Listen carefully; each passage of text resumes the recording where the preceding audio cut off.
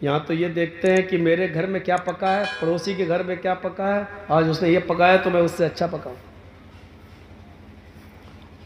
ہم نے آج 500 روپے کمائے، پڑوسی نے 800 کیسے کما لیے؟ آج یہ صورتحال ہماری ہو گئی۔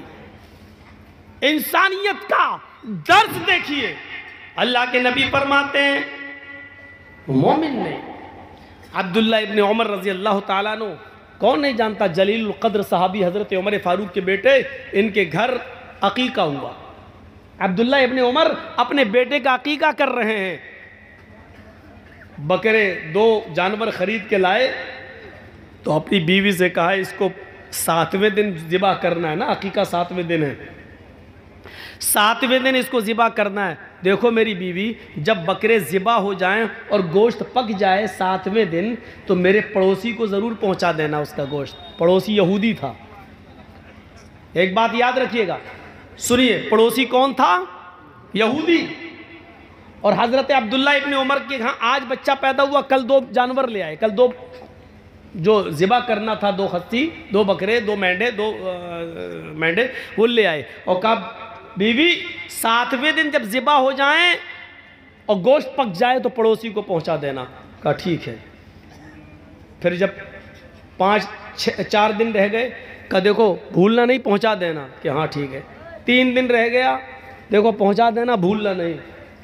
1 دن رہ گیا، پہنچا دینا، بھولنا نہیں۔ آج عقیقہ ہے، بکرا دونوں جانور ذبح کر دیے، جیسی چھری چلا کر ذبح کر دیے، بولے دیکھو گوشت پک جائے تو بھولنا نہیں، پڑوسی کو دے دینا۔ اب بیوی ہاں ہاں ٹھیک ہے دے دوں گی۔ کھال اترنے لگی، جب بوٹیاں بننے لگیں، پھر آئے عبداللہ ابن عمر، بن گئی گوشت کی بوٹیاں؟ نہیں ابھی بن رہی ہیں۔ ہاں دیکھو جب گوشت پک جائے تو پڑوسی کو ضرور پہنچا دینا۔ بیوی کہتی ہاں معلوم ہے بھائی، 5-6 دن سے آپ بول رہے ہیں، میں سن لیا ہے، پہنچا دوں گی۔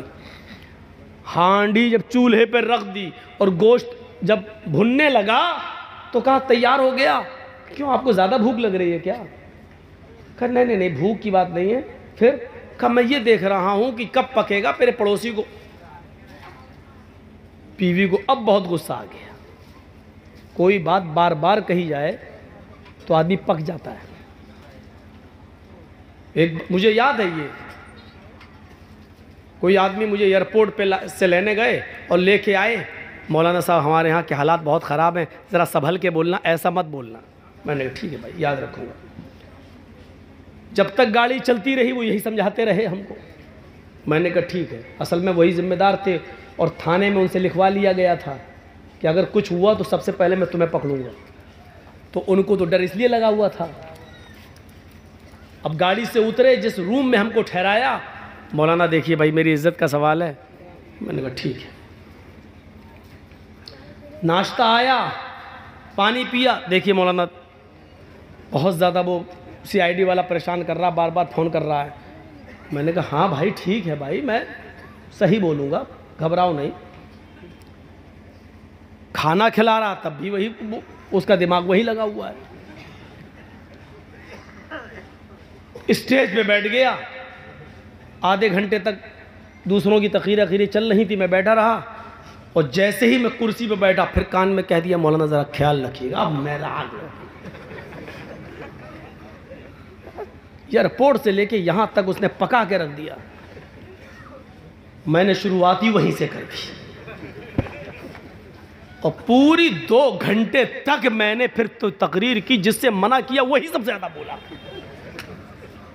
اور پیچھے مڑ کے دیکھا تو سب غائب ہے ہی نہیں، بھاگے۔ اور بعد میں جب جلسہ ولسہ ختم ہوا تو گاؤں والوں میں فون نمبر ہوتے ہی ہیں، کسی سے میں نے پوچھا فون کر کے، پتہ چلا 3 دن کے بعد وہ گاؤں میں آیا، وہ آدمی 3 دن کے بعد آیا، گاؤں چھوڑ کے بھاگ گیا تھا۔ کہتا کہ اس مولوی کو جتنا منع کرو گے اتنا ہی کرے گا۔ ہم نے کہا یہ آدم علیہ السلام کی فطرت ہے، میرے اندر بھی ہے۔ اللہ تعالیٰ نے کتنی بار کہا، دیکھو جنت میں خوب کھاؤ، جتنا کھا سکتے ہو کھاؤ، ٹہلو گھومو آدم سے، لیکن اس پیڑ کے پاس مت جانا، اس درخت کے قریب مت جانا، اور جس سے منع کیا گیا وہ وہیں چلے گئے۔ تو یہ تو آدم کی فطرت میں شامل ہے، ہم بھی تو انسان ہیں۔ ارے 1 بار کہہ دیا، 2 بار کہہ دیا، تم کسی کو پکاؤ گے؟ اب ایسا لگتا ہے پھر بعد میں غصہ آ گیا، پھر مجھے ایسا لگا جیسے میں تمہارا نوکر بن کے آیا ہوں. ٹھیک ہے، جلسہ کمیٹی کو حق ہے کہنے کا، کیونکہ علاقے کا ماحول وہ جانتے ہیں، بالکل حق ہے ان کو کہنے کا. لیکن ایک بار عقل مند عالم وہ ہے جو ایک بار کہہ دیا جائے وہ سمجھ جائے اور اس کو اپنے حساب سے پھر بولنا ہے. لیکن ایئرپورٹ سے لے کر گھر تک، کھانا کھلانے تک، ناشتے تک، پانی چائے لاؤ، تب بھی، یہاں تک کہ جب بولنے جا رہا تب بھی کان میں مولانا صاحب بہت حساس علاقہ ہے، بہت خطرناک ماحول ہے، ذرا صحیح سے بولیے گا، بڑی مشکل سے پرمیشن ملی. چپ رہو یار، دماغ پکا کے رکھ دی. پھر ہم وہیں سے بولنا شروع کر دیں. تو بیوی کو بار بار کہا، جانور لائے تو کہا، 6 دن پہلے کہا، 5 دن پہلے کہا، 4 دن، 3 دن، 2 دن، 1 دن، ذبح ہو گیا اس دن بھی، بوٹیاں بن رہی اس دن بھی. جب چولہے پہ پکنے لگا تو کہا زیادہ بھوک لگ رہی ہے آپ کو؟ کہا مجھے نہیں پک رہی، ہمیں پڑوسی کی فکر ہے. ارے میں نے سن لیا بار بار پڑوسی پڑوسی، ارے مجھے معلوم ہے، پکنے تو دو، ایسی دے دوں کچا کیا؟ ارے میری بیوی مجھ پر کیوں برس رہی ہو؟ کہا برسوں گی نہیں، 7 دن سے وہی پکائے چلے جا رہے، پڑوسی پڑوسی پڑوسی پڑوسی. تو جانتے ہو عبداللہ ابن عمر نے کیا جواب دیا؟ میری بیوی تو میرا غصہ ہونا بجا ہے، جو آدمی بار بار کچھ بولے گا تو میں غصہ آئے گا، لیکن میں بار بار اس لیے بول رہا ہوں. اب سنو، ایک مسجد میں جمعہ کا دن تھا، میں جمعہ کا خطبہ نماز پڑھنے کے لیے مسجد میں گیا. اللہ کے نبی ممبر کے اوپر کھڑے ہوئے. آپ نے جمعے کے دن جو خطبہ دیا ممبر کے اوپر کھڑے ہو کر، وہ پڑوسیوں کے بارے میں دیا.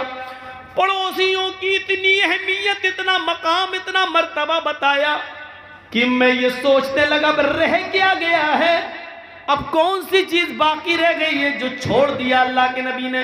سب تو بتا دیا، یہ پڑوسی کا حق، یہ پڑوسی کا حق. اب ڈر لگنے لگا، اللہ کے نبی صلی اللہ علیہ وسلم سب کچھ تو بتا چکے، اب کہیں یہ نہ کہہ دیں کہ تم جس گھر میں رہتے ہو، جس کمرے میں رہتے ہو، جس باغ میں رہتے ہو، یا جس زمین کے مالک ہو، اس میں اتنا حصہ تمہارے پڑوسی کا بھی ہے، اتنا حق تمہارے پڑوسی کا ہے. کہیں اللہ کے نبی صلی اللہ علیہ وسلم میری زمین و جائیداد و گھر و مکان میں پڑوسی کو وارث نہ بنا دیں. بنایا نہیں، لیکن ڈر لگنے لگا کہ کہیں اللہ کے، اب آخری چیز یہی تو رہ گئی ہے، اب کہیں ایسا نہ ہو کہ اللہ کے نبی یہ کہہ دیں، یہ نہ کہہ دیں کہ پڑوسی کا اتنا حق ہے. میری بیوی، اس لیے میں بار بار کہہ رہا ہوں کہ پڑوسی کو پہنچاؤ. یہ ہے انسانیت کا سب سے بڑا علمبردار مذہب. میرے پیارے ساتھیوں، ذرا غور کرو، انسانیت سب سے زیادہ اگر ملے گی تو اسلام کے اندر ملے گی. ہندو، مسلمان، یہودی اور عیسائی کی کوئی قید نہیں لگائی گئی ہے، کوئی قید نہیں. آئیے ایک اور چیز بتائیں تمہیں، اچھی لگے گی.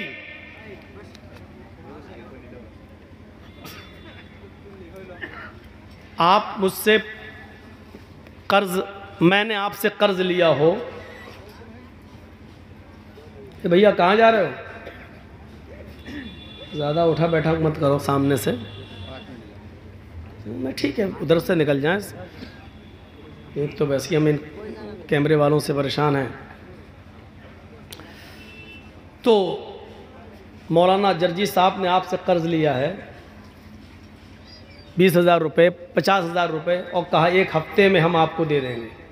اور آپ نے 1 ہفتے کے لیے ہمیں دے بھی دیا، اور آپ 5 ہی دن میں ہم سے مانگنے لگے، تو ہم یہی تو کہیں گے کہ صاحب ابھی تو 1 ہفتے کا میں نے وعدہ کیا، ابھی تو 5 ہی دن ہوئے ہیں بھائی، ابھی وقت پورا نہیں ہوا ہے، 2 دن اور رک جاؤ.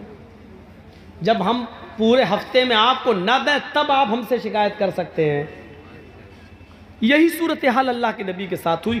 ایک یہودی سے اللہ کے رسول نے قرض لیا، 1 ہفتے کا وعدہ کر،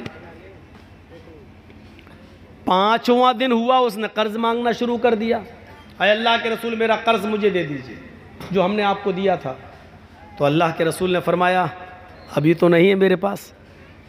دیکھیے گا مالک اللہ کے رسول، اس بستی کے مالک اللہ کے نبی اشارہ کر دے تو یہودی پٹ جائے.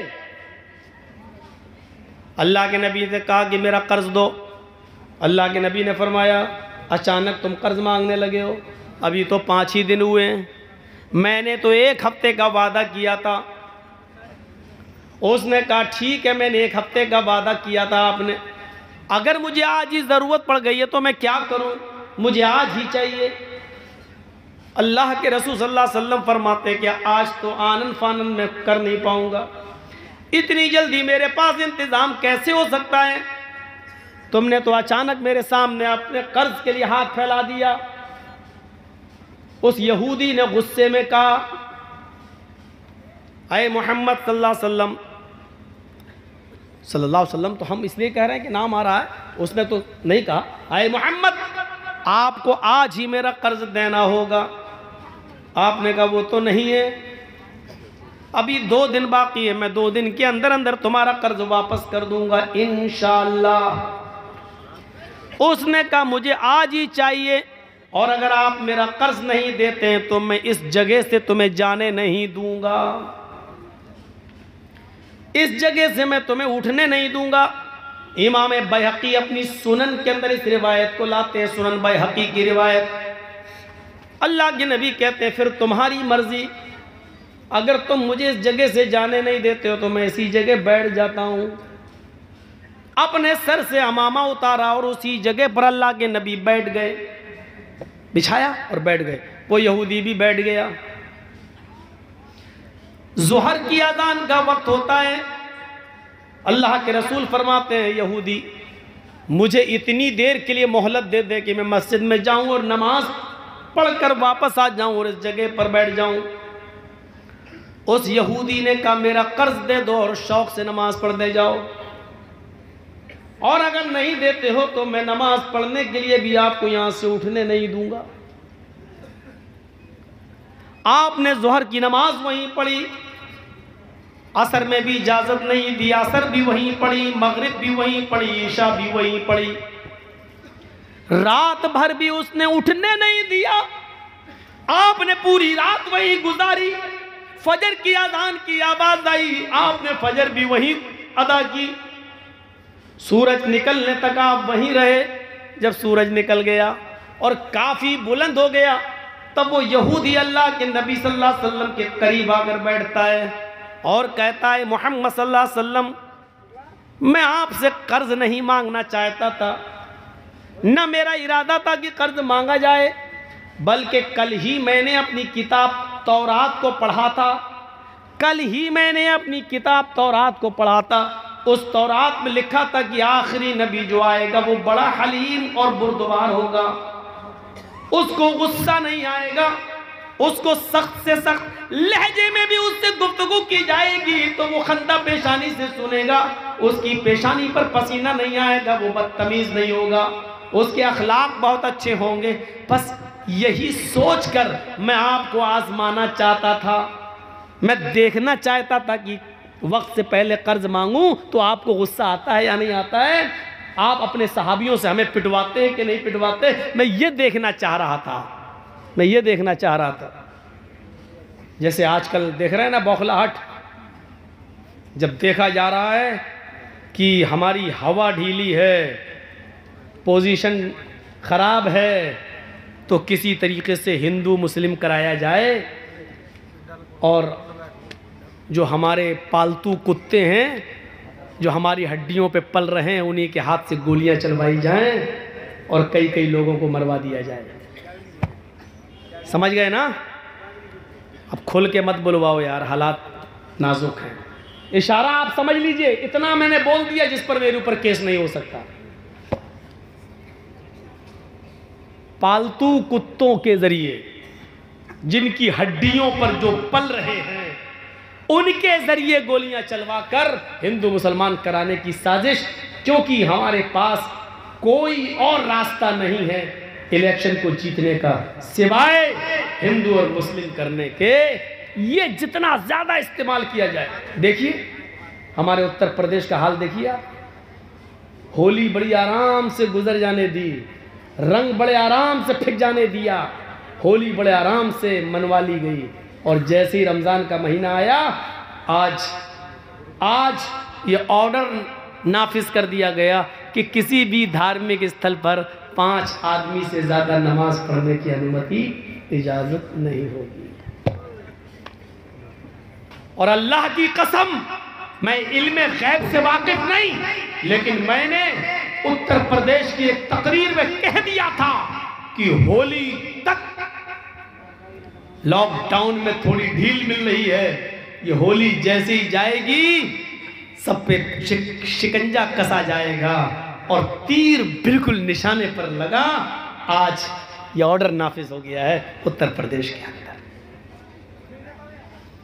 میرا کل کا پروگرام ہونے والا تھا دلکولہ میں، لیکن کل ہی فون کر دیا گیا کہ صاحب پرمیشن نہیں مل رہی ہے، کل کا پروگرام دلکولہ کا کینسل ہو گیا ہے۔ آپ لوگوں نے جس حساب سے بھی کیا، اللہ تعالیٰ آپ کے جلسے کو کامیاب کرے، مینج کر کے ہندوستان میں چلتا۔ تو میرے بھائیوں، عرض اتنا کرنا تھا مجھے، انسانیت یہاں سے سیکھیے آپ، جو اسلام پیش کر رہا ہے، اسلام پیش کر رہا ہے۔ اللہ کے نبی صلی اللہ علیہ وسلم نے فجر بھی وہیں پڑھی، سورج نکل گیا تو وہ یہودی خود آتا اور کہتا کہ اللہ کے نبی صلی اللہ علیہ وسلم میں دیکھنا چاہتا تھا کہ آپ کو غصہ تو نہیں آتا ہے۔ تو اللہ کے نبی صلی اللہ علیہ وسلم نے پوچھا کیف وجدت نعتی فی کتابک، اپنی کتاب کے مطابق تم نے میری صفت کیسی پائی؟ یعنی تم نے اپنی کتاب تورات میں جو پڑھا تھا اس کے مطابق مجھے کیسا پایا؟ اس نے کہا میری کتاب میں جیسے لکھا تھا اس سے بھی اچھا، اس سے بھی آگے بڑھ کر، اس سے بھی بڑھ کر آپ کو میں نے باخلاق پایا ہے۔ پھر اللہ کے نبی صلی اللہ علیہ وسلم نے اس سے پوچھا پھر تجھے کون سی چیز روک رہی ہے اسلام قبول کرنے سے؟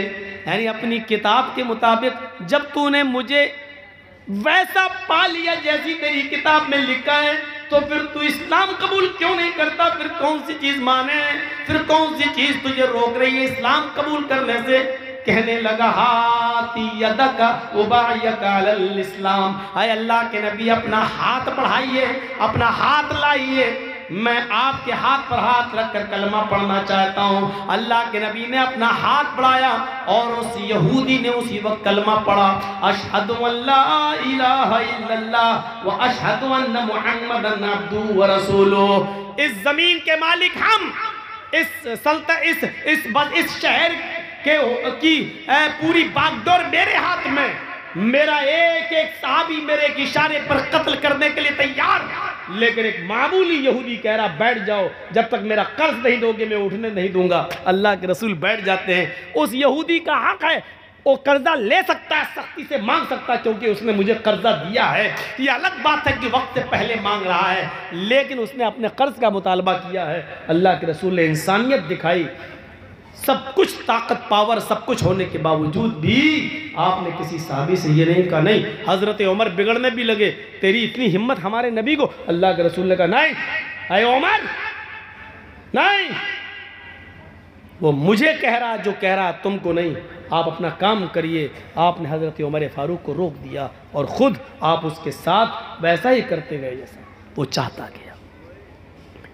اس سے بڑی انسانیت، اس سے بڑا انسانیت کا درس، اس سے بڑا انسانیت کا پاٹھ، اس سے بڑا انسانیت کا سبق ہمیں دنیا کی کون سی کتاب میں ملے گا اور کون سے پاٹھ اور لیسن اور سبق کہاں ملے گا؟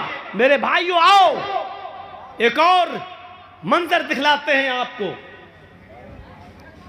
اللہ کے رسول صلی اللہ علیہ وسلم کو قتل کرنے کے ارادے سے بھیس بدل کر، شکل بدل کر، بھیس بدل کر یمامہ کا گورنر سمامہ ابن حسال مدینے کے اندر گھستا ہے، تلوار میں زہر بجھا ہوا ہے، اس کی تلوار میں زہر لگا ہوا ہے، وہ محمد رسول اللہ کے قتل کے ارادے سے آیا ہے کہ جہاں محمد دکھائی دیں گے ہم ان کو قتل کر دیں گے۔ جاسوس کی سزا کیا ہے اسلام میں؟ قتل کر دو۔ جو جاسوسی کرتا ہو اس کی سزا اسلام میں یہ ہے کہ اس کو پکڑو اور اس کو قتل کر دو۔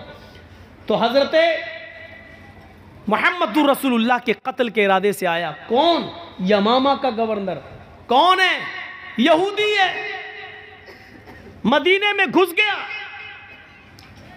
لیکن محمد رسول اللہ صلی اللہ علیہ وسلم کی خفیہ اور जासूसी पुलिस ने, खुफिया फोर्स ने पता लगा लिया और इस भेष बदल कराने वाले सुमामा इब्न उसाल को अरेस्ट कर लिया, गिरफ्तार कर लिया। उसको सख्ती से पूछा तो उसने अपना जुर्म कबूल कर लिया कि हाँ, मैं यमामा का गवर्नर सुमामा हूं और यहां मुहम्मद रसूलुल्लाह के कत्ल के इरादे से आया हूं। आज आप देख लीजिए किस तरीके से अपनी जाती दुश्मनियां निभाई जा रही हैं जेलों के कैदियों के साथ। किस तरीके से बिल्डिंगें और बड़े बड़े महल गिराए जा रहे हैं, जाती इंतकाम। लेकिन मुहम्मद रसूलुल्लाह सल्लल्लाहु अलैहि वसल्लम ने भी एक यहूदी को कैद करवाया, पकड़ा गया। अल्लाह के रसूल को खबर दी जाती है कि सुमामा पकड़ा गया है, आपको कत्ल करने के इरादे से आया है। क्या मैं इसको कत्ल कर दूं? क्योंकि जो आपके कत्ल के इरादे से आया हो, इतना खतरनाक मुजरिम हो, उसकी सजा तो यही है कि उसको कत्ल कर दिया जाए। अल्लाह के नबी सल्लल्लाहु अलैहि वसल्लम ने फरमाया नहीं नहीं, उसको कत्ल न किया जाए। मैं आने वाला हूं मस्जिद के अंदर अभी, तब तक उसको मस्जिद नबवी के एक सुतून से, खंबे से उसको बांध दिया जाए। लकड़ी के सुतून थे, लकड़ी के, जैसे ये आपके यहाँ बल्लियाँ लगी हुई हैं ना, ऐसे ही मस्जिद नबवी के अंदर बल्लियाँ लगी हुई थी, लकड़ियों के सुतून, और उसके ऊपर खजूर के पत्तों की छत थी। लेंटर नहीं था, खजूर के पत्तों की छत। तो जो सबसे मोटा सुतून था, उस सुतून से लेकर ऐसे कमर से लेकर और दोनों हाथ लेकर ऐसे उसको पीछे से बांध दिया गया है सुमामा इब्न उसाल। थोड़ी देर के बाद जब अल्लाह के नबी, वही जेल थी, आजकल की तरह जेलें नहीं थी, मस्जिद नबी में किसको? एक यहूदी कैदी को, वो भी यमामा का गवर्नर, उसको पकड़कर बांध दिया गया। यही जेल खाना था। कैद कर दिया गया और बांध दिया गया। जब नमाज का वक्त हुआ तो अल्लाह के नबी सल्लल्लाहु अलैहि वसल्लम मस्जिद में आए।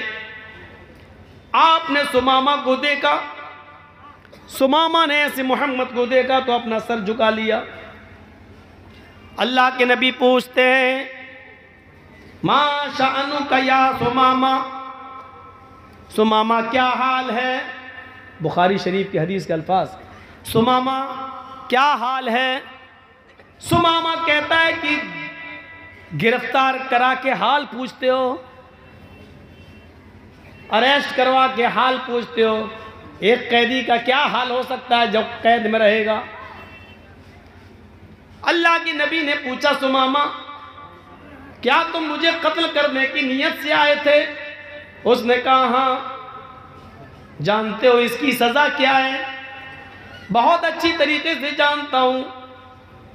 इसकी सजा यही है कि जो आपको कत्ल करने के इरादे से आया है और पकड़ा गया है तो उसको भी कत्ल कर दिया जाए। आपने कहा, सुमामा अब तुम बताओ कि मैं तुम्हारे साथ क्या सुलूक करूं? जुर्म तो तुम्हारा बड़ा है, एक तो भेष बदला, शक्ल बदली, तलवार में जहर लगाया, मेरे कत्ल के इरादे से मदीने में मेरी परमिशन के बगैर एंट्री की, और हिम्मत देखो मुझे कत्ल करने के लिए आए।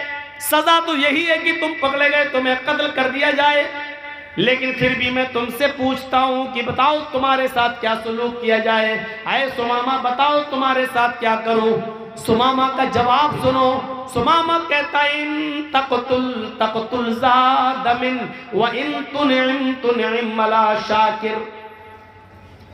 आए मोहम्मद सल्लल्लाहु अलैहि वसल्लम, आपको इख्तियार है, आप चाहें तो मुझे कत्ल कर सकते हैं। अगर आप कत्ल करेंगे तो आप मुजरिम नहीं होंगे। एक साहिब हक को कत्ल करेंगे, एक मुजरिम को कत्ल करेंगे। जो कत्ल के लायक है उसको कत्ल करेंगे, आपका कोई गुनाह नहीं है। अगर आप मुझे कत्ल करना चाहें तो कत्ल कर सकते हैं। आप हकीकत में मुस्तहिक, जो कत्ल होने का मुस्तहिक है उसी को कत्ल करेंगे। लेकिन आप तो बड़े रहम वाले हैं, रहमत वाले हैं, कृपालु और दयावान हैं, इसलिए वह इन तुनिम अला शाकिर, अगर एहसान करेंगे छोड़ देंगे। मेरे बीवी बच्चे हैं, अगर आप मुझे छोड़ देंगे कुछ ले देकर तो आपका एक एहसान होगा, میں آپ کا شکر گزار ہوں گا، میں آپ کا شکر کو ادا کروں گا۔ اللہ کے نبی نے کہا، چھوڑ دیا، اس دن کچھ نہیں کہا، ٹھیک ہے۔ دوسرے دن پھر آپ آئے، پھر وہی پوچھا، سمامہ کیا کروں تمہارے ساتھ؟ سمامہ کا پھر وہی جواب، قتل کرنا چاہیں تو قتل کر دیں، چھوڑنا چاہیں تو چھوڑ دیں، قتل کریں گے تو آپ مجرم نہیں ہوں گے، چھوڑ دیں گے تو آپ کا احسان ہوگا میرے۔ دوسرے دن بھی آپ نے کچھ نہیں کیا، سمامہ کو کھانا کھلایا، ہاں پانی پلایا، کوئی تکلیف تو نہیں ہونے دی؟ نہیں اللہ کے رسول، میں سمامہ کو صرف باندھے ہوں، بس کھانے کے وقت چھوڑ دیتا ہوں پھر باندھ دیتا ہوں۔ قضائے حاجت پیشاب پائخانے کے لیے جاتا ہے تو اس وقت کچھ لوگ اس کے ارد گرد رہتے ہیں، چاروں طرف سے گھیرا لگا لیتے ہیں اور پھر اس کو پکڑ کے پھر یہاں باندھ دیتے ہیں۔ کوئی کمی نہیں ہونے دی جا رہی ہے، ہم لوگ بھوکے رہتے ہیں لیکن سمامہ کو کھانا کھلاتے ہیں۔ آپ نے کہا ٹھیک۔ تیسرے دن پھر سمامہ سے پوچھا، سمامہ بولو تمہارے ساتھ کیا کروں، کیا حال ہے؟ کہا جس حال میں ہوں اسی حال میں۔ کیا کروں؟ کہا اللہ کے نبی کیا بار بار پوچھتے ہیں کیا کروں؟ کل بھی پوچھا، پرسوں بھی پوچھا، آج بھی پوچھ رہے کیا کروں؟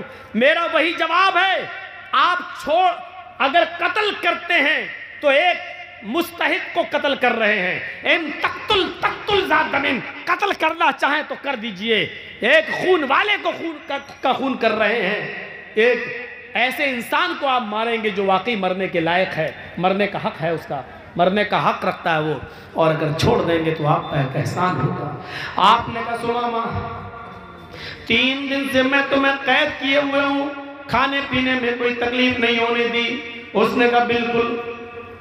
آئے سمامہ میں تمہیں چھوڑنا بھی چاہتا ہوں اور میں نے یہ نیت کر لی ہے کہ میں تمہیں چھوڑ دوں، تمہارے بھی بیوی بچے ہیں، لیکن آئے سمامہ میری ایک شرط ہے۔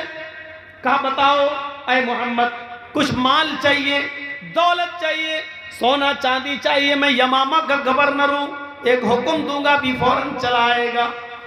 آپ نے کہا نہیں اے سمامہ مجھے سونے کی چاندی کی ضرورت نہیں ہے،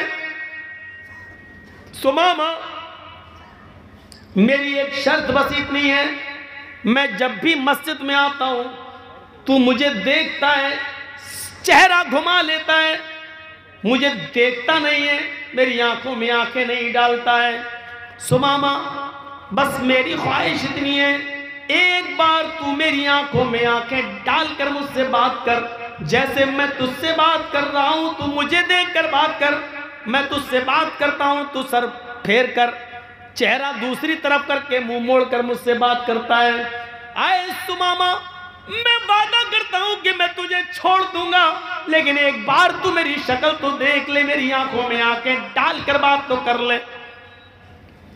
مولانا جرجیس کو اگر پھانسی کی سزا ہو جائے اور جج صاحب یہ کہہ دیں کہ جرجیس صرف میری آنکھوں میں آنکھیں ڈال کر بات کرو، مجھے دیکھ کر بات کرو، میں تمہاری پھانسی کی سزا معاف کر دوں گا، تو بتاؤ جرجیس دیکھ لے گا کہ نہیں دیکھ لے گا؟ ارے دیکھنے میں کیا، جی جج صاحب، لیکن یہ کتنا بڑا شاطر دماغ آدمی، اس کو آفر بھی دے دیا میں چھوڑ دوں گا، اور وہ جانتا ہے کہ محمد صلی اللہ علیہ وسلم اپنے وعدے کے پکے ہیں، جو کہتے ہیں کرتے ہیں۔ کہا میں چھوڑ دوں گا لیکن مجھے دیکھ لے، میری آنکھوں میں آنکھیں ڈال کر ایک بار گفتگو کر لے۔ تو جانتے ہو اس نے کیا جواب دیا؟ جان چھوڑنے کا آفر مل گیا، لیکن اس کا جواب دیکھو کیا تھا۔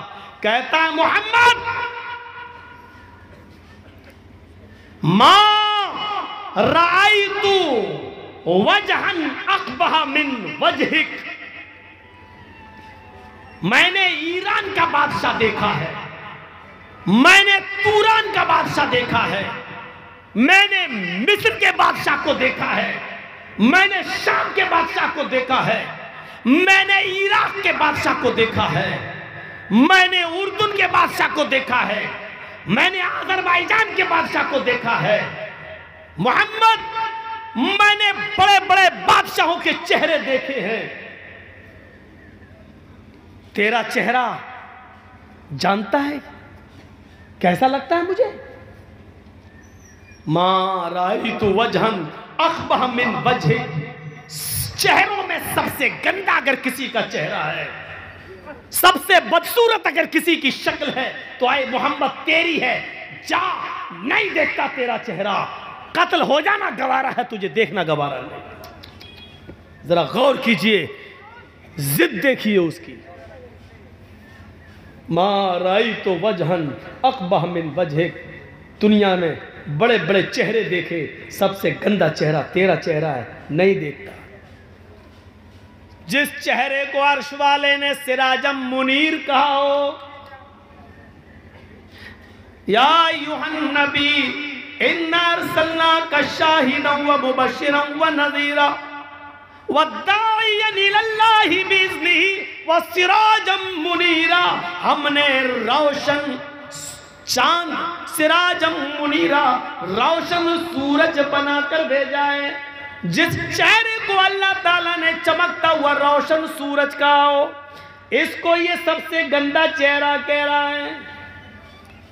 جس چہرے کو کبھی ام سلیم نے اندھیرے میں دیکھا تو کہنے لگتی ہے محمد اندھیری رات میں میرے پاس آئے تو ایسا لگا جیسے میرے گھر میں کسی نے چراغ روشن کر دیا ہو۔ جن کے بارے میں حضرت علی نے یہ کہا ہو کہ اللہ کے نبی کا چہرہ جب دیکھتے تو ایسا لگتا جیسے سورج کی روشنی میں تلوار چمکتی، ایسی محمد رسول اللہ کا چہرہ چمکتا اور دمکتا۔ اور جس چہرے کو دیکھ کر کبھی حسان ابن ثابت نے کہا تھا وَأَحْسَنَ مِنْكَ لَمْ تَرَ قَطُّ عَيْنِي وَأَجْمَلَ مِنْكَ لَمْ تَلِدِ النِّسَاءُ، میری آنکھوں نے آپ سے زیادہ حسین کوئی چہرہ ہی نہیں دیکھا، اور دنیا کی کسی عورت نے آپ سے زیادہ خوبصورت بچہ پیدا ہی نہیں کیا، آپ سے زیادہ حسین بچہ پیدا ہی نہیں کیا۔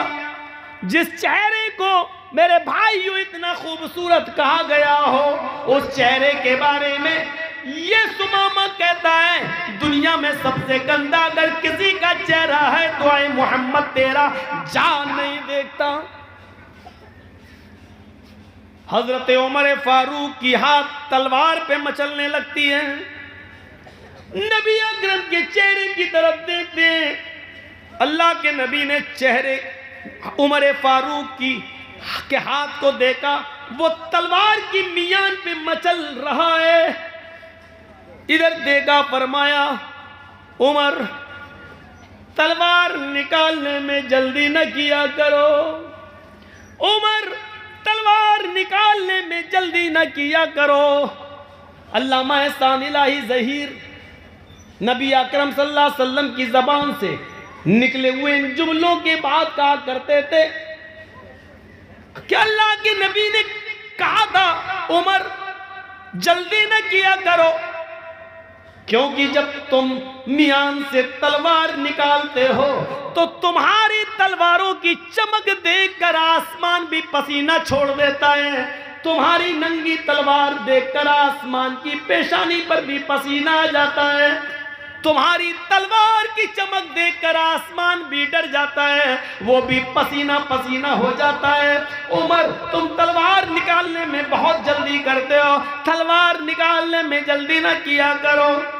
حضرت عمر فاروق نے کہا اللہ کے رسول وہ آپ کے چہرے کو سب سے گندا چہرہ کہتا ہے، صرف آپ کا اشارہ ہو، اس کی گردن ابھی یہی طرف رہی ہوگی، اس کے جسم سے الگ کر دیتا ہوں۔ فرمایا نہیں نہیں اے عمر، گورنر ہے یمامہ کا، اونچی پوسٹ پر ہے، اور جو اونچی پوسٹ پر ہوتا ہے اس کی عقل کچھ زیادہ ہی ہوتی ہے، اس کو کچھ تکبر ہوتا ہے، اس کو بھی اپنی گورنری پر تکبر ہے، جانے دو اے سمامہ، ٹھیک ہے میری شکل نہیں دیکھتا مت دیکھ، میرا چہرہ نہیں دیکھتا مت دیکھ، اچھا جا ذرا میرے کچھ صحابیوں کے ساتھ اس مدینہ کو دیکھ لے، اس بستی کو دیکھ لے، ایک چکر لگا لے، دیکھ یہاں کیسا امن برس رہا ہے، کیسی شانتی برس رہی ہے، کتنا امن کا ماحول ہے، ذرا جا اور میری اس مدینے کی بستی کو دیکھ لے۔ سمامہ پیچھے سر کر کے کہتا ہے اے محمد نہ تجھے دیکھتا ہوں نہ تیری بستی کو دیکھنا گوارا ہے، جس طرح تیرا چہرہ سب سے گندا، ما رأیت بلدا اقبح من بلدک، تیری بستی بھی سب سے گندی بستی، تیرا شہر بھی سب سے گندا شہر۔ ہم نے ایران دیکھا، شام دیکھا، عراق دیکھا، مصر دیکھا، فلسطین دیکھا، ہم نے سب دیکھا، سب سے گندا شہر اگر کوئی نظر آیا تو تیرا شہر مدینہ نظر آیا۔ قتل ہو جانا گوارا، نہ تیرا چہرہ دیکھنا گوارا، نہ تیری بستی دیکھنا گوارا۔ اللہ کے نبی کہتے ہیں اے عمر میں نے اس کو معاف کر دیا ہے، یہ مجھے نہیں دیکھتا ہے نہ دیکھنے دو، یہ میری بستی کو نہیں دیکھتا ہے نہ دیکھنے دو، جاؤ اس کے بیوی بچے ہیں اس کا انتظار کر رہے ہوں گے، میں نے اس کو چھوڑنے کا حکم نافذ کر دیا ہے، جاؤ اس کو چھوڑ دو، جاؤ اس کی رسی سے اس کو آزاد کر کے اس کو خیریت کے ساتھ مدینے کے بارڈر کو کراس کرا دو۔ دیکھو مدینے کی بستی سے کراس کرانا تمہاری ذمہ داری ہے، اس مدینے میں اس کا کوئی قتل نہ کر دے، میں نے اس کو چھوڑ دیا ہے اور مدینے کے بارڈر تک اس کو حفاظت کے ساتھ پہنچانا تمہاری ذمہ داری۔ لیجئے جو تلوار لے کے قتل کرنا چاہ رہا تھا حضرت عمر، انہی کو ذمہ داری دے دی کہ ان کو بارڈر کراس کرا دو۔ جو قتل کرنا چاہتے تھے وہ حفاظت کر رہے ہیں، سیکورٹی گارڈ بن کے جا رہے ہیں، باڈی گارڈ بن کے جا رہے ہیں۔ یہ دیکھیے آپ، یہ دیکھیے، یہاں تو پتہ ہی نہیں چلتا ہے کہ کب نکال کے جا رہے ہیں اور کب گاڑی پلٹ جائے، کب کہہ دیا جائے کہ ہتھیار چھین کے بھاگ رہا تھا اس لیے ہمیں جواب میں گولیاں چلانا پڑی۔ غور کرو اور سیکھو حکومت کیسے چلائی جاتی ہے، سیکھو جناب محمد رسول اللہ صلی اللہ علیہ وسلم سے۔ حضرت عمر کو باڈی گارڈ بنا، مولانا جرجیس جس کو مارنا چاہ رہے ہیں اسی کو کہہ دیا جائے جاؤ تمہیں ان کے گھر کھانا بھی کھانا ہے اور ان کا سر بھی دبانا، تو کیسا لگے گا مولانا جرجیس کو؟ سر دباتے دباتے گلا دبا دو، لیکن نہیں، حضرت عمر نے سر نیچے کر لیا کیونکہ یہ حکم تھا جناب محمد رسول اللہ صلی اللہ علیہ وسلم۔ لے کے چلنے لگے، سمامہ مسجد سے باہر نکلا، مسجد نبوی کی چوکھٹ سے مڑ کر دیکھتا ہے کہ چلو دیکھ ہی لو اس کا چہرہ، دیکھنے میں حرج کیا ہے، اب تو چھوڑ ہی دیا ہے، بہت کہہ رہا تھا دیکھ لو، اتنا سب کچھ کہنے کے بعد بھی چھوڑ دیا، ایسی ایسی باتیں سنتا تھا ان کے بارے میں لیکن اتنا سب کچھ کہنے کے بعد چھوڑا۔ چاہے گیا مسجد کے دروازے سے نکلا، اللہ کے رسول اس کو مسجد کے دروازے تک چھوڑ دیا ہے، دشمن کو چھوڑ دیا، جو قتل کرنے آیا تھا محمد رسول اللہ کا اس کو چھوڑنے کے لیے۔ اور سیکھو، اس کو نہیں معلوم کہ پیچھے پیچھے اللہ کے رسول آ رہے ہیں، دروازے پہ گیا، پیچھے مڑ کے دیکھتا ہے کہ دیکھ لوں، جیسے اس نے پیچھے مڑ کے دیکھا سامنے محمد رسول اللہ کھڑے ہیں، کہا سمامہ یہ تمہیں چھوڑ کے آئے گی۔ اب اس نے قریب سے نبی کی شکل دیکھی، پھر آگے بڑھتا ہے، عمر کہتے ہیں آہستہ آہستہ چلو، لیکن وہ تیز تیز چل رہا ہے۔ سمامہ جتنی تیزی کے ساتھ قدم آگے بڑھاتا ہے اس کا دل دگنی رفتار سے پیچھے کی طرف بھاگ رہا ہے، سمامہ کے پیر آگے کی طرف لیکن سمامہ کا دل جناب محمد رسول اللہ کی طرف۔ 2 میل دور چلا گیا، جو گاؤں ملا اس گاؤں میں ایک کنواں نظر آیا، اس کنویں کے پاس آ کر بیٹھ گیا، ڈول سے پانی نکالا، صحابہ کو مسجد نبوی کے پاس کنویں کے پانی سے نہاتے ہوئے دیکھا، اسی طریقے سے نہایا، غسل کیا اور غسل کرنے کے بعد پھر لوٹ کر واپس آنے لگا۔ حضرت عمر کہتے ہیں کہاں جا رہے ہو؟ ہمیں مدینے کے بارڈر تک چھوڑنے کا حکم دیا گیا ہے۔ سمامہ سنتا ہی نہیں ہے، سمامہ سیدھے سیدھے بھاگتا ہے، آگے آتا ہے اور مسجد نبوی کی چوکھٹ کو پکڑ لیتا ہے، کہتا ہے محمد ابن عبداللہ۔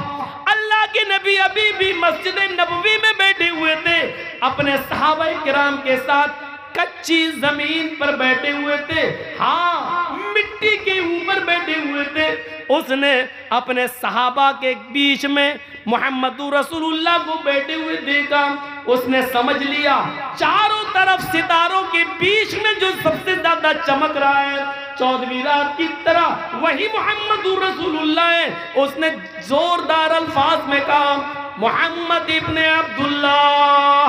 اللہ کے نبی پیچھے مڑ کے دیکھتے ہیں، کہتے ہیں، اٹھ گئے، سمامہ کیا ہوا؟ مدینے میں کیا کسی نے پریشان کیا؟ میں نے تمہیں چھوڑ دیا تھا، کیا میرے کسی صحابی نے تمہیں گالی دی؟ میرے کسی ساتھی نے تمہیں مارا؟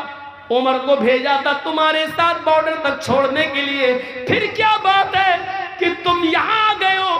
کیا عمر نے تمہاری گردن پہ تلوار رکھی؟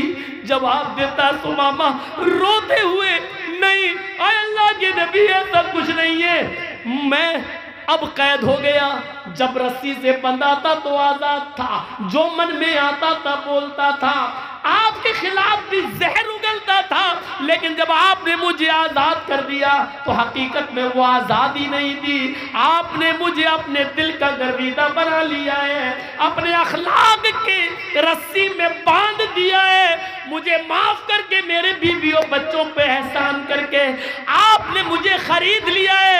اے محمد ابن عبداللہ، یمامہ کا گورنر تھا، آج گورنری کا تاج اتارتا ہوں اور محمد کے پیروں کے جوتے صاف کرنے کے لیے، محمد کی غلامی کرنے کے لیے تیار ہوں، مجھے بھی اپنا غلام بنا لو، مجھے بھی اپنے مذہب میں لے آؤ، مجھے بھی اسلام سے جوڑ دو۔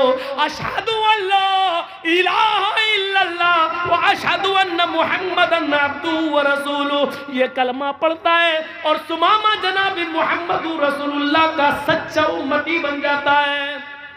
ایک یہودی ہے، قیدی ہے اور اتنا بڑا مجرم ہے کہ اس کے جرم کے حساب سے اس کی سزا قتل ہے، لیکن اس کو معاف کر رہے ہیں محمد رسول اللہ۔ اگر یہ اخلاق سب پڑھ لیں تو کوئی بھی نتیانند پیدا نہ ہو اور کوئی بھی وسیم رضوی کی طرح قرآن کی آیتیں نکالنے کی بات نہ کرے۔ شرط یہ ہے کہ گھرلا اور نفرت کی چادر اتار کر محمد رسول اللہ صلی اللہ علیہ وسلم کی زندگی کا مطالعہ کیا جائے۔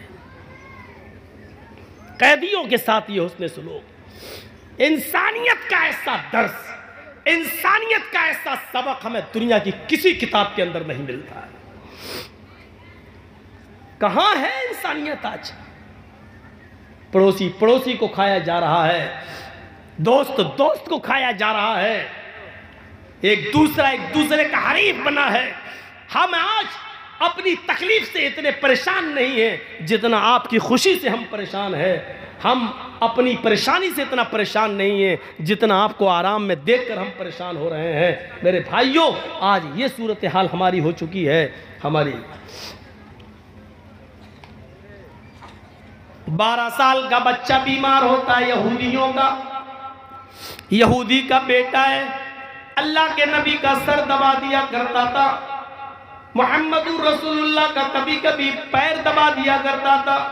صحابہ کو آپ درس دیتے تھے تو وہ یہودی بچہ نبی کی محفل میں بیٹھ جایا کرتا تھا، باتیں سنتا تھا، اس کا دل تھا اللہ کے رسول کی باتوں پر ایمان لانے کا، لیکن گھر جاتا تو اس کا باپ اس کو ڈانٹتا تھا اور مارتا تھا، اس لیے وہ باپ کے ڈر سے اسلام نہیں لاتا تھا۔ لیکن نبی کو معلوم تھا کہ وہ بچہ یہاں آتا ہے، صحابہ کرام کے ساتھ بیٹھ کر میری باتیں سنتا ہے۔ آج پتا چلا کہ وہ 12 سال کا بچہ یہودی کا بیمار ہو گیا ہے۔ اللہ کے نبی چند صحابہ کو لیتے ہیں اور کہتے ہیں چلو اس بچے کو دیکھنے چلنا چاہیے، جو یہاں آتا تھا، بیٹھتا تھا، میرا درس سنتا تھا۔ او سنو، بیمار ہے، کون؟ یہودی کا بیٹا، کون؟ جو ابھی مسلمان نہیں ہوا ہے، اس کی عیادت کے لیے جا رہے ہیں، کون؟ جناب محمد رسول اللہ۔ اسلام ہمیں یہ سبق پڑھاتا ہے کہ کوئی بھی آدمی بیمار ہو اس کو دیکھنے کے لیے جاؤ، ہندو اور مسلمان کے چشمے سے، یہودی اور عیسائی کے چشمے سے نہیں، انسانیت کے چشمے سے دیکھو اور اس کو دیکھنے کے لیے جاؤ۔ اللہ کے نبی وہاں جاتے ہیں اور اس کے سر کے پاس جا کر بیٹھ جاتے ہیں۔ وہ بچہ سسکیاں لے رہا تھا، اس کی روح اکھڑ رہی تھی، اس کی سانسیں چل رہی تھی اور اکھڑنے کے قریب تھی، سسکیاں لے رہا تھا، بس چند لمحوں کا مہمان تھا اس دنیا میں۔ وہ اللہ کے نبی کو دیکھنے لگا، پھر اپنے باپ کو دیکھتا۔ اللہ کے نبی نے اس سے کہا بیٹے قل لا الہ الا اللہ، لا الہ الا اللہ پڑھ لو، لا الہ الا اللہ کہہ لو۔ اس بچے نے اپنے باپ کو دیکھا، باپ نے سمجھ لیا کہ میرا بیٹا اللہ کے نبی کی صف میں بیٹھتا تھا، باتیں سنتا تھا اور گھر آ کر کہتا تھا کہ ہمیں ان کی باتیں اچھی لگتی ہیں، ہم محمد صلی اللہ علیہ وسلم پر ایمان لانا چاہتے ہیں۔ میرا بیٹا آخری وقت ہے پھر بھی محمد رسول اللہ کو دے کے چلا جا رہا ہے، اس کا مطلب یہ ہے کہ آخری وقت میں اس کا دل نبی کی باتوں پر مطمئن ہے۔ باپ نے اشارہ کر دیا، ہاں بیٹے میں پوری زندگی تمہاری جو تمہیں نہیں کرنے دیا، آج تمہیں آزادی دیتا ہوں۔ محمد جو کہہ رہے ہیں، ابو القاسم جو کہہ رہے ہیں، ان کی بات مان لو، تم بھی تو ان پر ایمان لانا چاہتے تھے، پڑھ لو۔ اس بچے نے جملہ ادا کیا اپنے باپ کی اجازت کے بعد، اشہد ان لا الہ الا اللہ و اشہد ان محمدن عبدہ و رسولہ۔ یہ کلمہ پڑھنے کے فوراً ترنت، اس کلمہ پڑھنے کی تھوڑی دیر چند لمحوں کے بعد اس بچے کا انتقال ہو جاتا ہے۔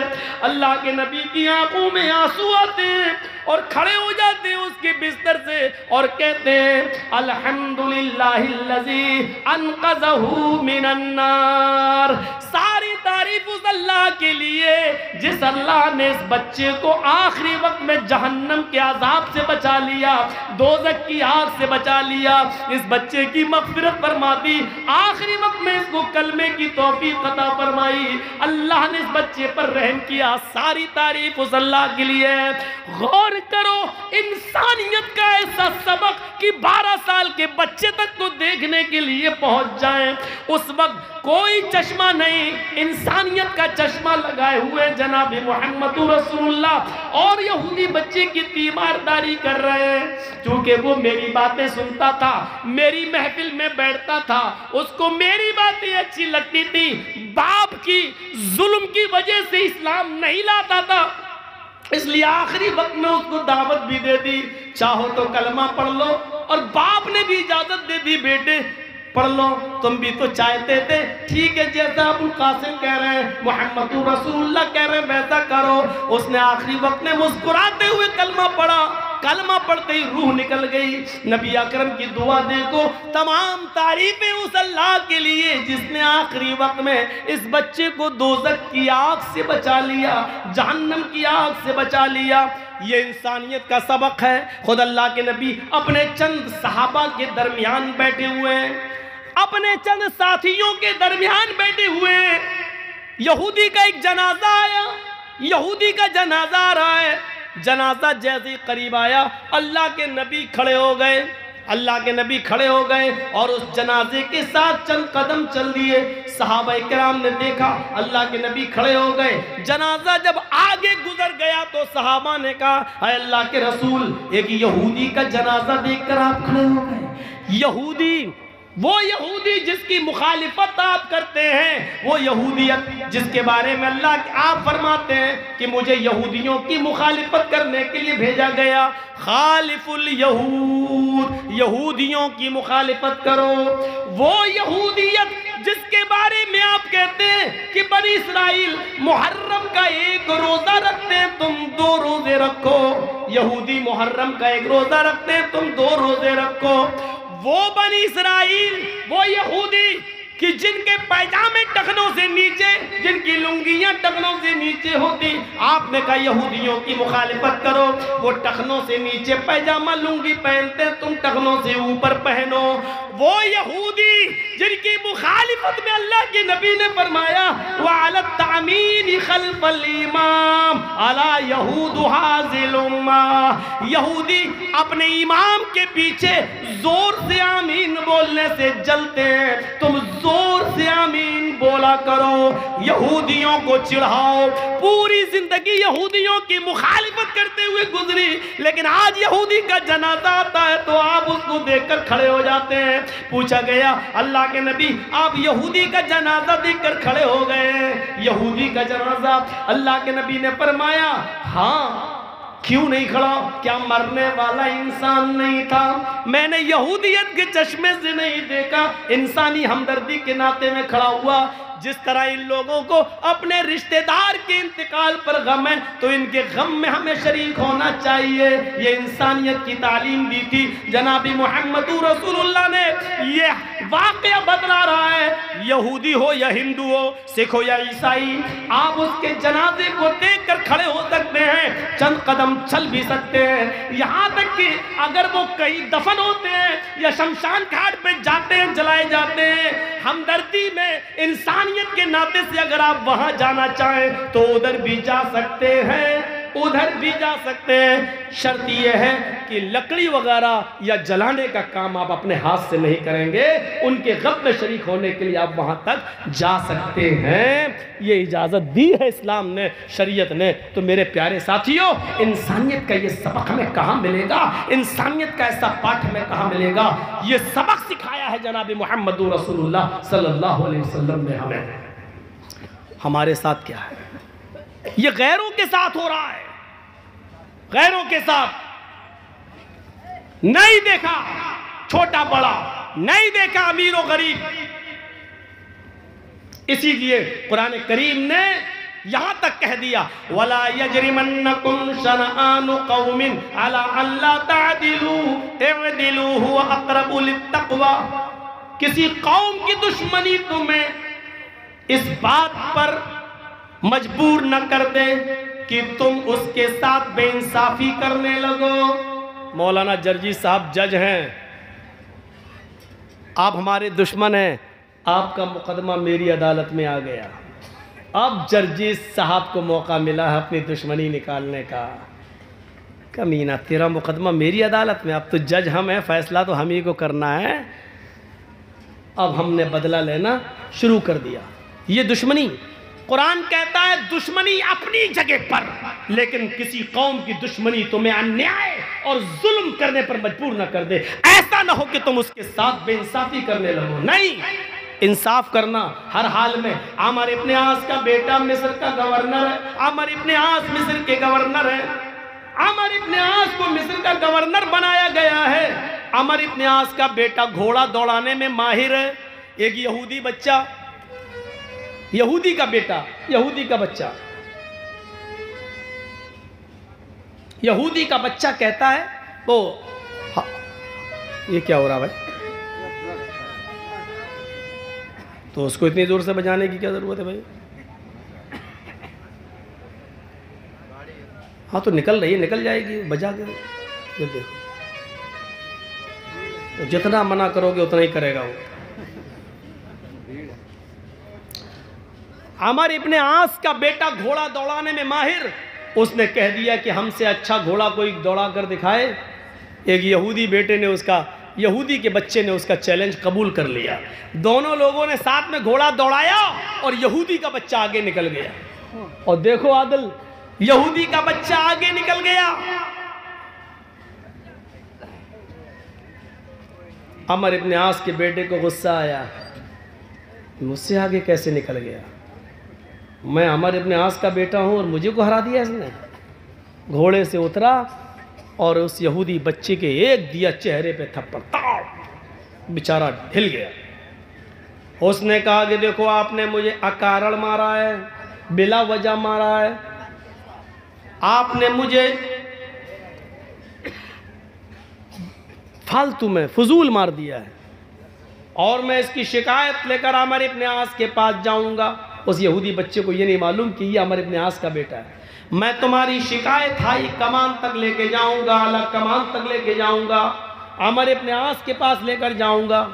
عمر ابن عاص کا بیٹا مسکراتے ہوئے کہتا جا جا. کس کے پاس جائے گا؟ گورنر کے پاس. جاؤ, میرا کچھ نہیں ہوگا, میرا کوئی کچھ نہیں کر سکتا. تو جس گورنر کے پاس جائے گا وہ میرا باپ ہے، میں عمر ابن عاص کا بیٹا ہوں، میرا کوئی کچھ نہیں کرے گا۔ بس اتنا سا جملہ عمر ابن عاص کے بیٹے کی زبان سے نکل گیا، یہودی کا بچہ کانپ گیا، کہتا اچھا یہ ان کے بیٹے ہیں۔ لوگوں نے بتایا یہودیوں نے، ارے چھوڑو یار، عمر ابن عاص کا بیٹا، تم کہاں جاؤ گے؟ کوئی باپ اپنے بیٹے کو تھپڑ مارے گا، سزا دے گا؟ چھوڑیے۔ اس نے پھر ہمت نہیں ہوئی اور خاموش ہو گیا۔ ایک مہینے کے بعد اچانک حضرت عمر مصر پہنچتے ہیں۔ ہوتا ایسا، حضرت عمر فاروق ہر شہر جاتے تھے اور شہر کے لوگوں سے پوچھتے تھے کہ تمہارے شہر کا گورنر ٹھیک کام کر رہا ہے کہ نہیں کر رہا ہے، اگر کوئی شکایت ہو تو بتاؤ تو ہم اس کی نکیل کسیں۔ پوچھتے تھے۔ تو مصر پہنچتے ہیں اور مصر کے لوگوں کو اکٹھا کرتے ہیں، اور حضرت عمر فاروق نے مصر کے لوگوں سے پوچھا ہم نے جو تمہارے اوپر امیر بنایا ہے، گورنر متعین کیا عمر ابن عاص، کیا وہ انصاف، کیا وہ صحیح ہے؟ ٹھیک ہے، کوئی شکایت تو نہیں ہے آپ کو ان سے؟ پورے مصر کے لوگوں نے کہا نہیں نہیں، امیر المومنین عمر ابن عاص بہت اچھے آدمی ہیں، بہت نیک ہیں، اور ہمارا بہت خیال رکھتے ہیں، ہر چیز ان کی بالکل ٹھیک ہے، مجھے ان سے کوئی شکایت نہیں۔ وہ یہودی بچہ بھی اسی محفل میں بیٹھا ہوا تھا، کہتا امیر المومنین مجھے شکایت ہے۔ حضرت عمر فاروق نے دیکھا کہ وہ لڑکا چھوٹا سا بچہ ہے، اس کو بلائے ادھر آؤ بیٹے، کس سے شکایت ہے؟ قریب آیا، تھوڑا سا ڈر رہا تھا۔ حضرت عمر فاروق اپنی کرسی چھوڑتے ہیں، اپنی چٹائی چھوڑتے ہیں اور اس کے پاس جاتے ہیں، اس کو اپنی گود میں اٹھاتے ہیں اور اپنی ران پر اس کو بٹھا کے کہتے ہیں بیٹے ڈرنے کی ضرورت نہیں ہے، تمہارا دھرم یہودی ہو، مذہب یہودی عیسائی کچھ بھی ہو، مجھے اس سے مطلب نہیں ہے، تمہیں ڈرنے کی ضرورت نہیں ہے، بالکل سچ سچ بتاؤ کیا ہے، تمہیں شکایت کس سے ہے؟ کہ امیر المومنین ایک مہینہ پہلے یہ گورنر صاحب کا بیٹا عمر ابن عاص کا بیٹا کہنے لگا کہ کوئی ہے جو مجھ سے اچھا گھوڑا دوڑائے، اور گھوڑا دوڑانے میں مجھ سے آگے نکلے۔ میں نے کہا کہ آگے نکلے یا پیچھے یہ تو الگ بات ہے، لیکن میں مقابلہ کرنے کے لیے تیار ہوں۔ امیر المومنین میں نے عمر ابن عاص کے بیٹے کے ساتھ گھوڑ دوڑ میں مقابلہ کیا، میرا گھوڑا آگے نکل گیا، یہ ہار گئے، انہوں نے غصے میں آ کر میرے زوردار تھپڑ مار دیا، میری 5 انگلیاں چہرے پہ چھپ گئی۔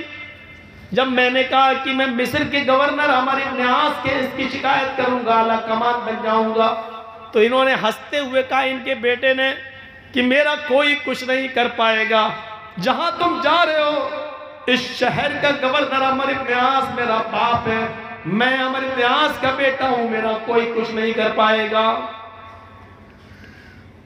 اتنا کہنا تھا، یہودی بچہ کہہ کر چپ ہوا۔ حضرت عمر فاروق کی آنکھیں سرخ ہو گئیں اور غصے سے بھری ہوئی نظر عمر ابن عاص کے چہرے پر پڑتی ہے۔ عمر، اللہ نے جب انسان کو آزاد پیدا کیا ہے تو تم کون ہوتے ہو کسی کو غلام بنانے والے؟ اپنے بیٹے کو پیش کرو۔ بیٹے کو پیش کر دیا، بیٹے نے سر جھکا دیا، ہاں اپنی غلطی کا اعتراف کر لیا۔ کھڑے ہو جاؤ۔ عمر ابن عاص کا بیٹا کھڑا کر دیا گیا۔ یہودی بچے سے کہا میں تمہارے سامنے کھڑا ہوں، تمہیں قسم دیتا ہوں جتنی زور سے اس نے تمہیں تھپڑ مارا اتنی زور سے تھپڑ اس کے چہرے پر رسید کرو، آگے بڑھو۔ یہودی بچہ آگے بڑھتا ہے اور اپنا ہاتھ اٹھا کر اتنی زور سے جتنی اس کے پاس طاقت تھی، اپنی طاقت کے مطابق تھپڑ اس کے عمر ابن عاص کے بیٹے کے چہرے پر چھڑتا ہے۔ یہودیوں نے تالی بجانا شروع کر دی، اس انصاف کا خیر مقدم کیا اور کہا امیر المومنین آپ کے انصاف سے ہمیں خوشی ہوئی ہے۔ عمر ابن عاص نے کہا امیر المومنین یہ میری عدالت میں مقدمہ آیا ہی نہیں تھا، اگر یہ بچہ میرے پاس چلا آتا اور مجھے بتاتا تو میں اسی وقت سزا دیتا اپنے بیٹے کو، لیکن آیا ہی نہیں اور کسی نے مجھے بتایا بھی نہیں۔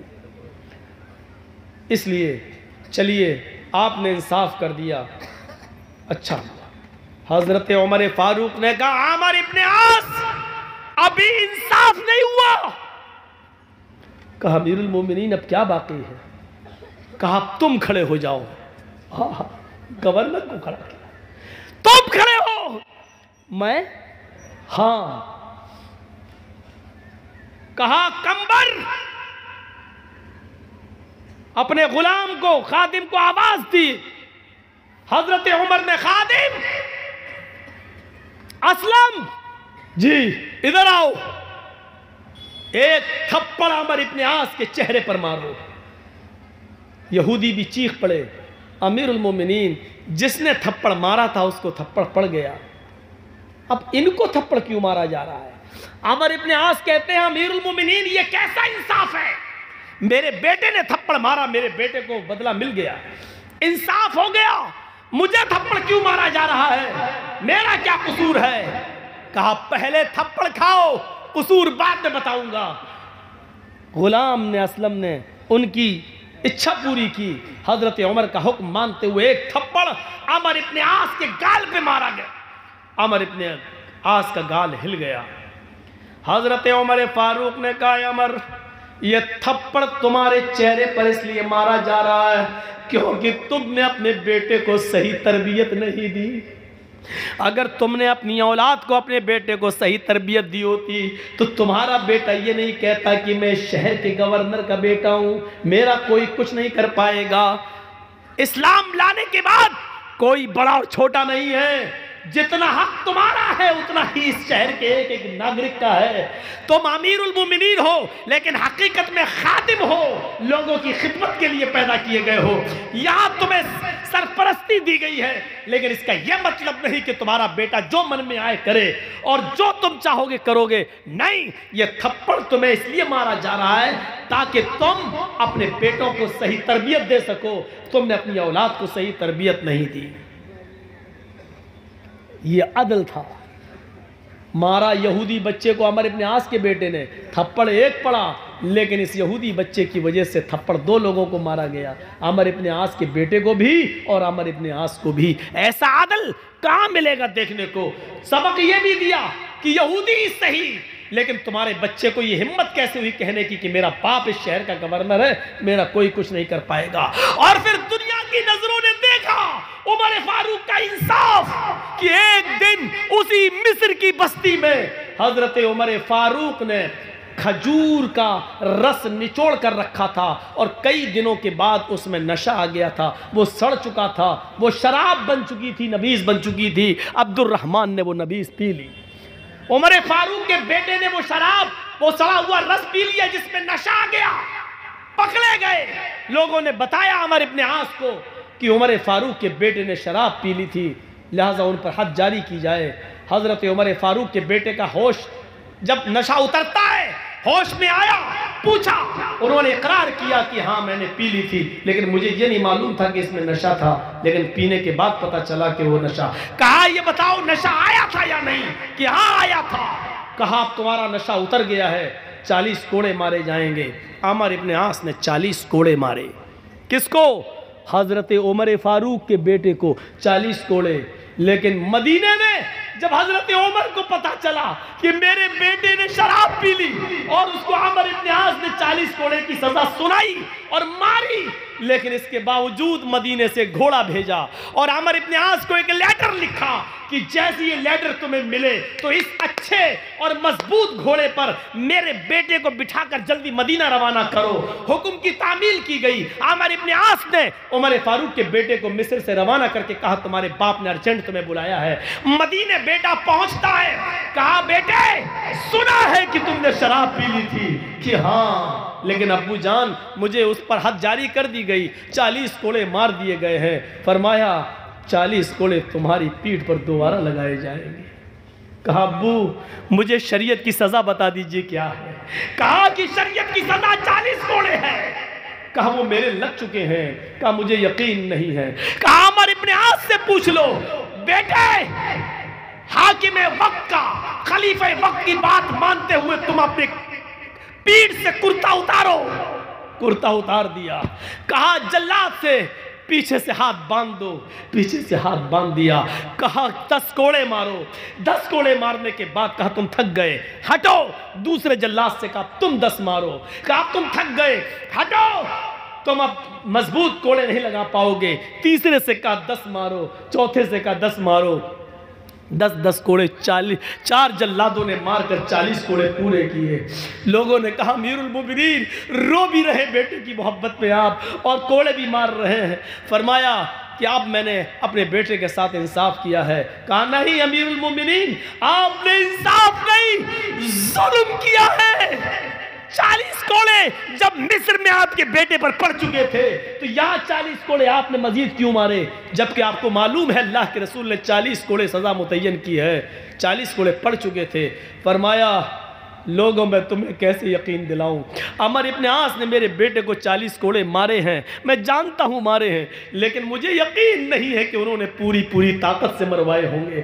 مجھے یقین ہے کہ عمر ابن عاص نے میرے بیٹے کو ہلکے کوڑے پڑوائے ہوں گے، کیونکہ میرا بیٹا تھا، انہوں نے سوچا ہوگا کہ یہ عمر فاروق کا بیٹا ہے، امیر المومنین کا بیٹا ہے، میرے بیٹے کے ساتھ کوڑے پڑنے میں رعایت برتی گئی ہوگی کیونکہ یہ عمر کا بیٹا ہے، اس لیے میرے بیٹے کو مضبوط کوڑے نہیں مارے گئے ہوں گے، اس لیے مضبوط کوڑے میں نے یہاں لگوائے ہیں تاکہ میں اللہ کے سامنے کل قیامت کے دن کہہ سکوں کہ میں نے اپنے بیٹے کے ساتھ بھی سچا انصاف کیا ہے۔ میرے بھائیوں، عدل و انصاف کا ہیرو ایسے ہی نہیں کہا تھا، مہاتما گاندھی نے کہا تھا اس دیش کے اندر اگر خون خرابہ بند کرنا چاہتے ہو، امن اور شانتی پیدا کرنا چاہتے ہو تو عمر فاروق کا عدل اور انصاف قائم کر دو، دیش میں امن اور شانتی پیدا ہو جائے گی۔ میرے پیارے ساتھیوں، یہ چیزیں تھیں حضرت عمر فاروق کے پاس، اس لیے قرآن نے کہا وَلَا يَجْرِمَنَّكُمْ شَنَآنُ قَوْمٍ عَلَىٰ أَلَّا تَعْدِلُوا، کسی قوم کی دشمنی تمہیں مجبور نہ کر دے کہ اس کے ساتھ تم بے انصافی کرنے لگو، ہر حال میں انصاف کرنا یہی تقوی کے زیادہ قریب ہے۔ میں نے 2 گھنٹے آپ کے سامنے خطاب کیا ہے۔ میرے بھائیوں، عدل و انصاف، انسانیت پر مبنی اس تقریر کو یہ پیسج دینے کی کوشش کی ہے کہ انسانیت کا سب سے بڑا علم بردار اگر کوئی مذہب ہے تو وہ اسلام ہے۔ آؤ اسلام کی شکشا کی طرف ہم اللہ تعالیٰ سے دعا کرتے ہیں کہ بار الہ ہماری خطاؤں کو معاف فرما دے، ہمارے گناہوں کو بخش دے، ہم جميع مسلمانوں پر رحم فرما۔ بار الہ ہم تجھ سے یہ بھی دعا کرتے ہیں کہ جب تک تو ہمیں زندہ رکھ، اسلام پر زندہ رکھنا، اور جب ہمارا خاتمہ ہو تو ایمان پر ہمارا خاتمہ فرمانا۔ وما علینا الا البلاغ المبین، وآخر دعوانا ان الحمد للہ رب العالمین۔